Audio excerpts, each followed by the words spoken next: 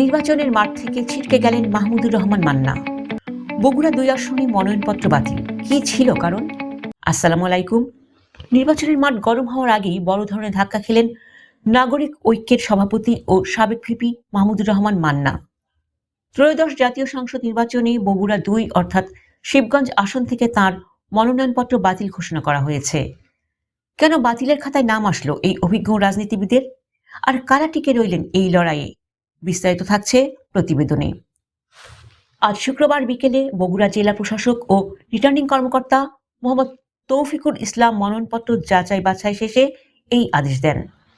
জানা গেছে, মাহমুদুর রহমান মান্নার হলফনামায় তথ্যের অসঙ্গতি পাওয়া গেছে। বিশেষ করে নোটারি পাবলিকের কাগজে স্বাক্ষরের তারিখ নিয়ে বড় ধরনের গরমিল থাকায় তার মনোনয়নপত্রটি বাতিল বলে গণ্য করা হয়। তবে রিটার্নিং কর্মকর্তা জানিয়েছেন, এই আদেশের বিরুদ্ধে সংক্ষুব্ধ প্রার্থী চাইলে আপিল করার সুযোগ পাবেন।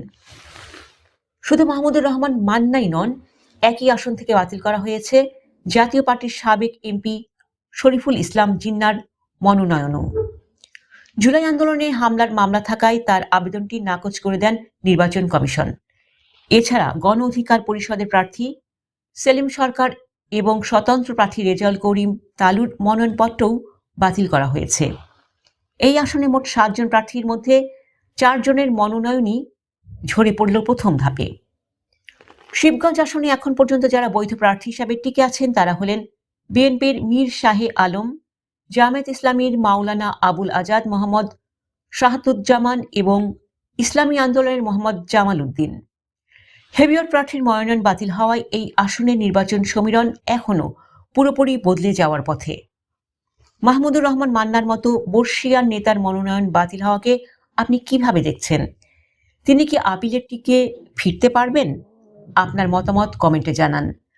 সারা দেশের সব আসনের মনোনয়ন যাচাই বাছাইয়ের তাৎক্ষণিক খবর পেতে আমাদের চ্যানেলটি এখনই সাবস্ক্রাইব করুন। ধন্যবাদ। আল্লাহ হাফেজ।